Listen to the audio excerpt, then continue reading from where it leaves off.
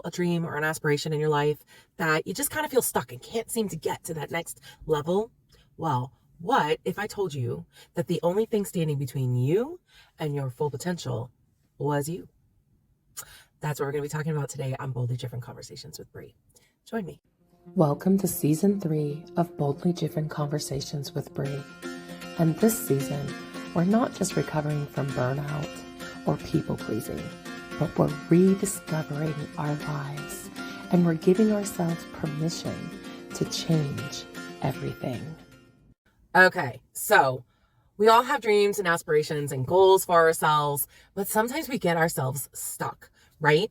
Or maybe it's just been a lifelong thing of just not being able to finish something or not being able to attain certain goals that you have for yourself. And really the common denominator in all of these things is ourselves, right? Yes, there are factors that definitely affect us, hitting goals and metrics and all those kinds of things. But when we take radical responsibility, we're able to take responsibility for our own potential as well, and for meeting our own goals and our own stuckness. And really the thing that we're going to be talking about today is not about actually being stuck, but how to get ourselves free by unlearning and shedding beliefs that keep us stuck, right? So we call this mental baggage. Mental baggage is like an old computer that has outdated software, okay? It can't do the update for the software. You know, it's an old phone that can't do the software update to actually be able to be useful. So we have all this old mental baggage that's like that can't be updated, that really isn't very useful for us. And we just need to chuck. We just need to get rid of it. These things are our negative beliefs about ourselves, negative beliefs about past experiences, just our past experiences in general, and all those emotional burdens, which is emotional weight that keeps us held down from actually living our lives authentically and prevents us from really reaching our full potential, because we're just not being honest with ourselves, which means we're not being honest with everybody around us and not being authentic because of all this emotional weight and baggage and beliefs that we have about ourselves and the world around us. This is also the root cause of most of all of our frustration in life. So when we get really frustrated with a situation in our life, we tend to blame others or blame situations instead of taking the radical responsibility on ourselves and saying, okay, what can I do to change this situation? This also becomes the root cause of burnout as well, because what happens is if we keep going into the cycle over and over and over of, if I do this, maybe it'll work. If I do this, maybe it'll work. If I do this, maybe it'll work. And really, none of those things are actually going to work until we actually address the emotional baggage that we have with us, the mental and emotional baggage that we've taken with us our entire life. And this tends to happen especially around midlife, when we're getting into our 40s and in our 50s, because we've had a lot of experiences. We've had a lot of relationships. We've had a lot of different experiences in our life that either could be negative or just weren't exactly what we thought it was going to be. It didn't meet an expectation, and we're not meeting the expectations of ourselves. So unlearning is not an act of forgetting a part of ourselves or forgetting where we came from or forgetting, what other people have done to help us. Unlearning is an act of courageous shedding away everything that doesn't help us, that doesn't serve us, so we can make space for what is actually next in our life, what the next right step is, so that we can live an aligned and more authentic life. So how do we do this? How do we unlearn and shed beliefs that we've held our entire lives, or, like I've talked about before, our inherited beliefs, things that we learned from generations before us, or from society, or from community around us. And the first step is to identify a belief. So often we have these beliefs that we don't even realize are a belief that we hold until maybe somebody actually questions it and says, well, why do you believe that? Or why do you want to do that thing? So first we have to identify the belief. So my question for you is what is one belief that you have about yourself that is heavy and doesn't actually serve you? Are you able to identify it? Maybe for some of you, it came right to you and you're like, oh yeah, I believe this about myself and it's not serving me. It's not helping me. For others, we don't even realize that we have a certain belief about ourselves that is not true, that is not real. Valid because it's a feeling that we have. All feelings are valid but false, right? So some examples of this would be, I'm not creative enough. I'm not a natural leader. I'm not strong enough. I'm not smart enough. I'm not young enough. I'm not, able to do that. I'm not successful enough. All of these things are examples of things we believe about ourselves. We hold about ourselves. We may not necessarily actively think about these things, but they're held in within our body, and they're held within our emotions. They're held within our spirit. And we end up living from these beliefs that we aren't even necessarily consciously thinking. We just subconsciously think about them because they're beliefs that we've held for so long. And either these are beliefs that someone has said to us, or that society has said to us, or like an authority figure has said to us. And what we have to understand is these beliefs, they are not our fault. They were actually given to us. They were given to you. They were given to you from people around you, oftentimes, who really did maybe love or care about you, but maybe they just said it in a way that you couldn't receive at a certain time. So point 2 is we have to trace that origin. We have to figure out where that belief came from that is no longer serving us. So where did it come from? Did it come from a critical parent? Did it come from a painful experience that you've had maybe at a job, or a painful experience in a relationship? Was it a message from a religious upbringing? Was it a societal standard that was just placed on you because this is what society says or does, or is the expectation?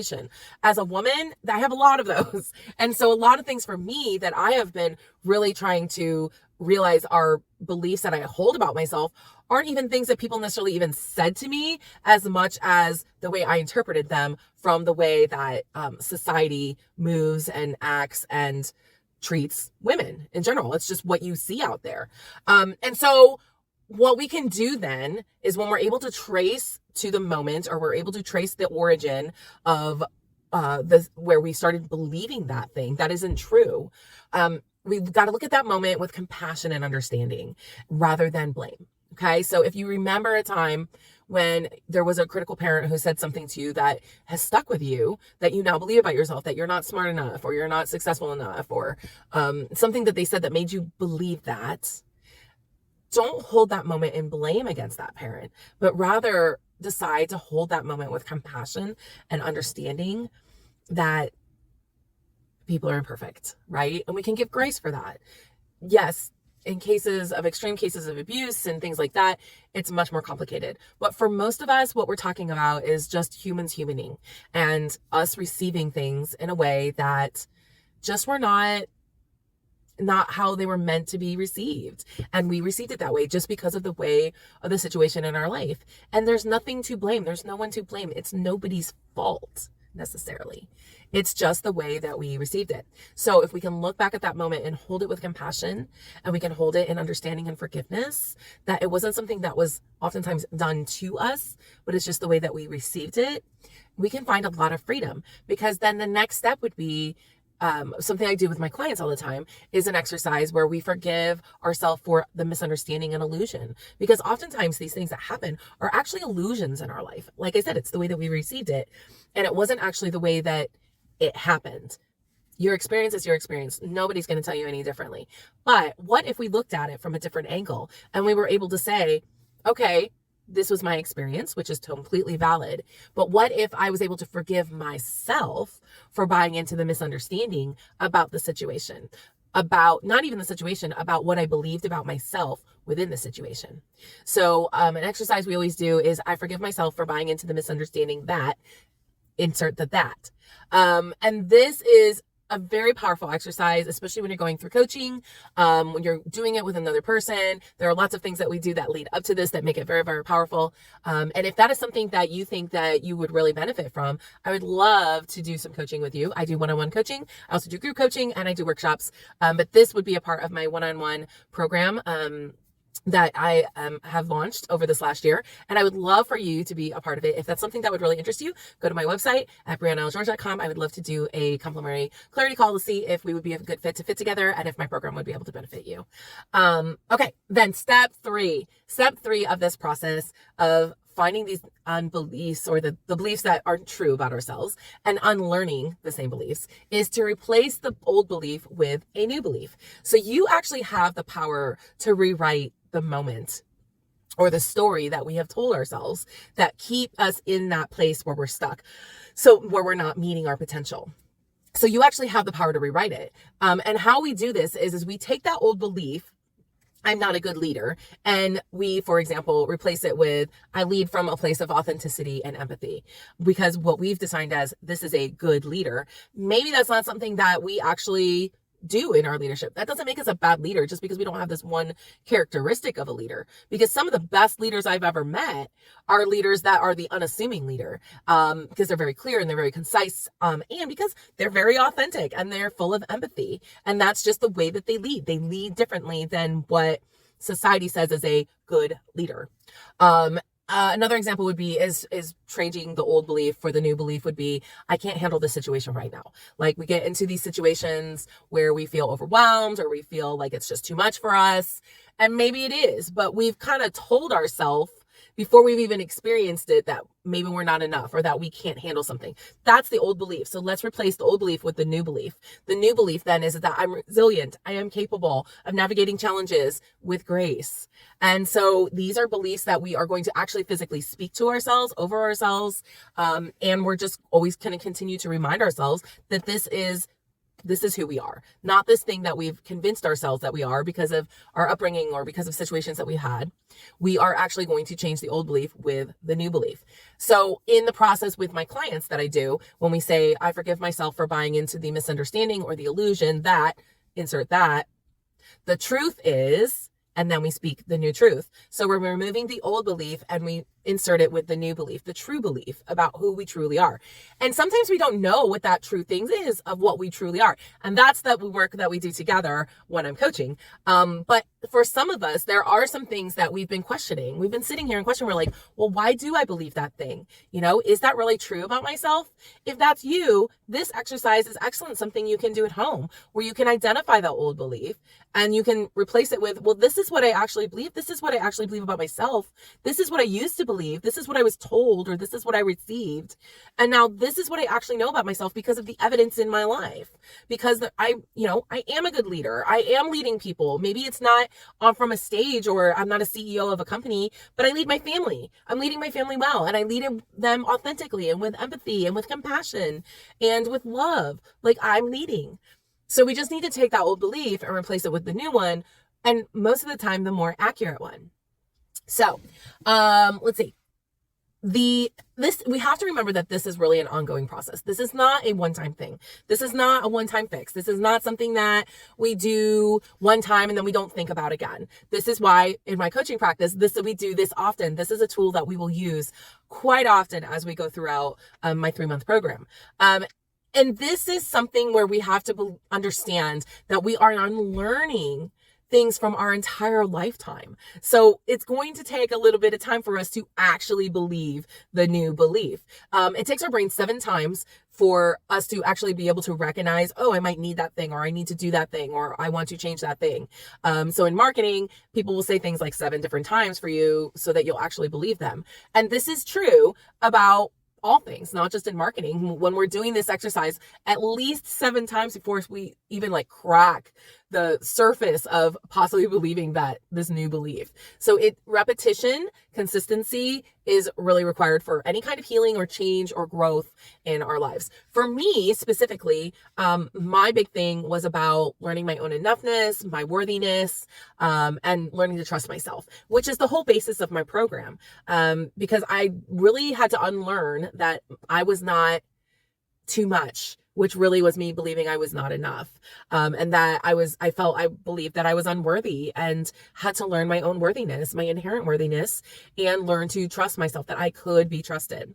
So it's a process. It's not something that just happens overnight, but with the correct tools and in the correct environment, with the correct guiding, you can really make huge progress in about 3 months, about 90 days, which is pretty miraculous.